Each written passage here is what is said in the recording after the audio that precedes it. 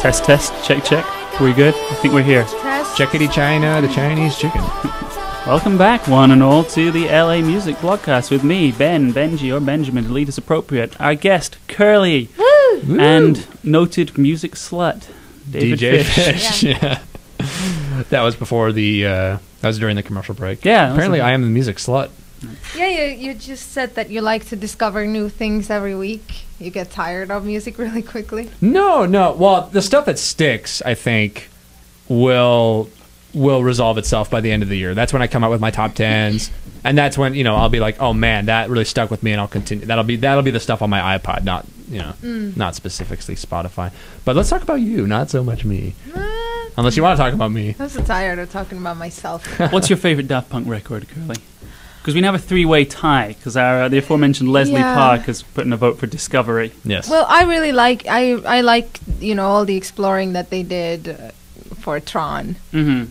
So, but obviously records like you said, like around the world, like that never gets old. Right. Yeah. Never gets old.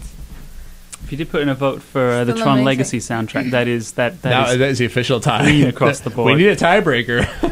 I said something for an artist, though, that, they can put out, not a bunch of material. Daft Punk are not exactly prolific, but they can put out a bunch of stuff and everybody has a different favorite. It's not like there's a clear-cut, that's their best song, and then there's all the other stuff. Yeah. Okay, now let's talk about you. Yeah. Silence We can drags. talk whatever. We can talk about whatever you want. We can talk about whatever you want.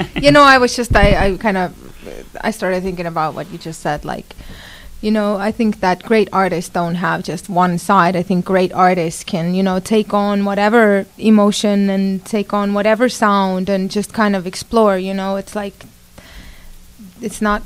Oftentimes, I'll work with I love writing with country songwriters, and we're not writing country songs, but just their craft is so honed in, and they're so humble, and it's so legit.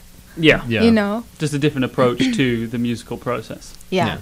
So okay. So let's harp on that for a bit, because speaking of different musical directions, your current EP, Utopia, and especially the single, The Lucky Ones, has a very Eurodance sound to it. Kind of a lot of sort of EDM sounds, especially compared to some of the stuff you put out prior. And you are originally from Estonia, if I'm correct. So what is your... I've been to Estonia, by the way. Have you really? Yeah. Wow. What's the capital? Tallinn. There you go. I've been to You Tallinn, went to the Estonia. old town. Yeah. I was there 13 years ago. Jesus. How did that come about? Family vacation. Not to Estonia. It was on the way. It was on an itinerary. Just passing through? Yeah, passing through. Because who would go to Estonia if they were Yeah, well, next time you have to go to the woods. Because the old town is very cool, but the real stuff, we have energy healing stones and sacred forests, and if you really go explore, we have little tiny islands with old manors. A friend of mine has an old manor, which is a hotel, and he's a chef, and he has an ostrich farm, and Nice. I mean, it's just pretty amazing. It's practically untouched. It's not like in America where it's hey, this is a park and it has gates and it closes after the sunset. Yeah. Like in Estonia, it's not like that. It's not all completely censored. Untouched by time. Looks like I'm going back to Estonia. Yeah, you gotta see the real Estonia, apparently. Yeah. My second vacay.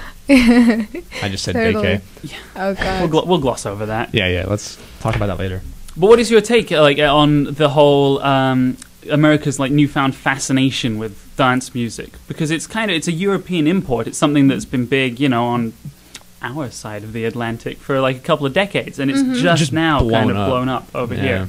I mean, do you have a perspective? Yeah. I don't know. People are always asking me in interviews. They're like, "Where do you think it's going? Has it peaked already? Has it not?" I don't know. I think dance music is not going to go anywhere. Maybe it's not going to be, mainstream. But it's kind of been there, and it's always going to be there. You mean to tell So me you're not a music fortune just teller? takes- You can't predict the future? Well, this one I can't, and it's just I don't actually like to think about these things either, because I feel like it kind of detracts from, when you're writing music. I want the emotion of kind of when you're creating the beat just really pure. And just really about the music, so I don't really like to think about, You don't want to overanalyze. Yeah.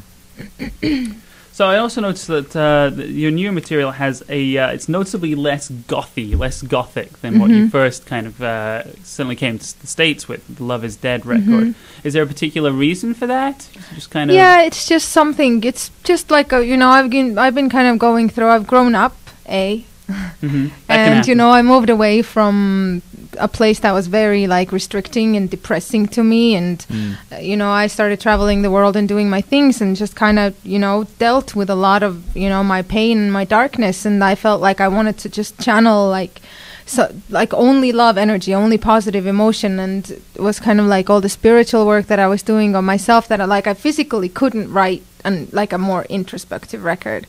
But actually, since this album actually was mixed and mastered a year ago, I'm already, onto my third record in my head, and that is sounding completely different from that. So it's like it's always going to be something that people can't expect. Different in the sense of, can you give us a little sneak preview of what to expect? Well, God, who knows when, with the labels, whatever, when they're going to put it out. But it's definitely, it's going to be, I think the feel of it is going to be kind of like a mix between Utopia and Love Is Dead. Oh, interesting. Because you see, those two things are completely like the opposite side of the spectrum. Love Is Dead and Utopia. Yeah. Seems like a natural progression to go into like mix the two together. Bubblegum. So it's not like you've... There you go. So the question from the booth. Is that... I can't decide. Oh, I can't decide if the world is all light or all dark. Hence bubble. Goth, yeah. All right, I like it. Well, I feel like the EDM scene was like, especially if I'm listening to it, it does feel kind of like that. It has like a sense of liberation, in a sense. I mean, to me, and I honestly, some of the EDM scene, I don't like the douchey like table service aspect, the bro ho tube top aspect of it, and like. Were you at Coachella by any chance? No. A lot of fratty types around Coachella. Like it has the pejorative brochella attached to it. Oh God, no. Well, bro is in Coachella. Actually, because dance music to me is like when I go, like I went and performed on Ultra, like after that I went into the crowd and I hung out with the kids and exchanged candy bracelets, and like to me, that kind of was about that's kind of where the fascination lies for me with the scene. The kind of the communal aspect of it. Just like everybody truly is like, you don't see people. I haven't seen people getting like in fights. Yeah. You know what I mean? I love the candy kids. Yeah, it's a positive vibe thing. Yeah. I'm just too grumpy for it. That's my problem. I'm too grumpy to rave. Yeah, that's so much. Yeah. You know what? But it's like after a while, it gets a little, I think I do. Yeah. I mean, it can be kind of one note. Yeah, it's kind of like, yeah. Hence the reason you've asked. Like, so you do perform still some of the old, like the Love Is Dead tracks as well. Well, I kind of mix and match, and actually, when you listen to my new EP, there is actually, there is that single is pretty much like the only totally straight up like a dance song. Yes. It's like I mix different flavors, and there's some 2-step, and there's some me in my bedroom with the piano, and so it's very like But my next stuff is definitely, it's going to take a flavor of that whole thing, but it's going to mix it with something. I'm trying to create something. Well, you recently debuted on TV at Dancing with the Stars. Yeah. Was that featuring any, do we have the music video for that? That was featuring some of the newer music, or was that for? Yeah, that song is, yes, that song is it's on the EP. It's called Love Me or Leave Me. And that is, as you say, kind of straight up piano balladry. Yeah. So how was that like being television debut? It was amazing. I mean, they had a very clear idea, It's like I do insane visuals. I love doing insane visuals. So they were like, "We want you playing piano in a black dress." I was like, okay, well, how do I find a really, really dope black dress? So you can't really see it. You can't. And they were like, no horns and no pink eyebrows. And I was like, whatever, Actually, some other band had just quit. Had said no to being on the show because the show was like, you can't wear crucifixes, and they were like, well, fuck you, if we can't wear crucifixes, we're not coming on the show. Yeah. So it's like, I've done this too long to be this stubborn about it, so I was like, whatever. Yeah, I kind of mentioned Dancing with the Stars as the edgiest environment around. I can't imagine. No, Yeah. cannot. Yeah. But it's interesting because you. So this was your like national TV debut, but you debuted the song itself, "Love Me or Leave Me," on Perez Hilton's site. Am I right? Much earlier. I think you did, yeah. So that's it's kind of interesting because you've got sort of like the old media on one hand, you know, the kind of the network TV, and then kind of very much the new media with the sort of like blogosphere, as much as I don't like that word. Well, it's both ends of the spectrum. You got the social media aspect, and then completely like the television audience. You know.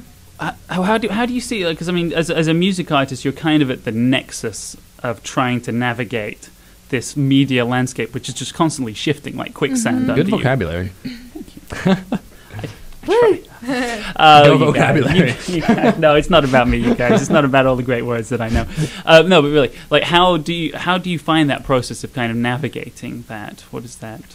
I don't exactly understand what you're asking me. That's okay. How do I find that process? Like, how do you, like, what outlets of media do you focus the most? I mean, I'm you know, on my own Facebook all day. I answer to messages. I do the Twitter. I do the Instagram. To me, you know what?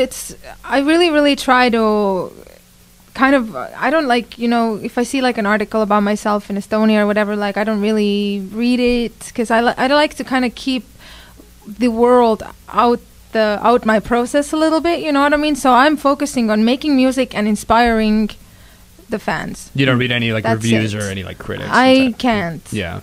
And I don't even want to, you know, because it's like, so if you're like, you're on TV or somebody's writing about you, you know, all of those things are very like, one day it's going really good and the next day it's not going, and I'll go play like a show for 70,000 people and then I'll also go play a show for 4 people, you know, that are having a bachelorette party and like they're hammered and, you know, touching my shoes, trying to, you know, get me to come off the stage to drink with them.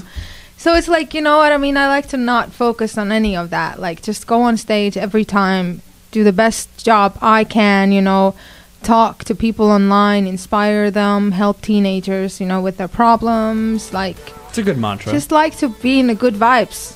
Yeah. Well, speaking of performances, we have one coming up. I have a question from a friend. Holy crap!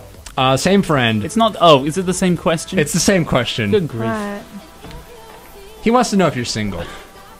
You can just deny it right now. You can take the fifth on that. Yeah. Well, she wants to see a picture of your friend first.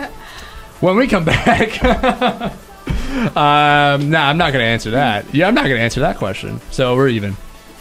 I guess so. All right. Let's settle this in the break, and then when we come back, we will have a performance from Kerli. Yes. All right, guys. The LA Music Blogcast here on tRadioV LA.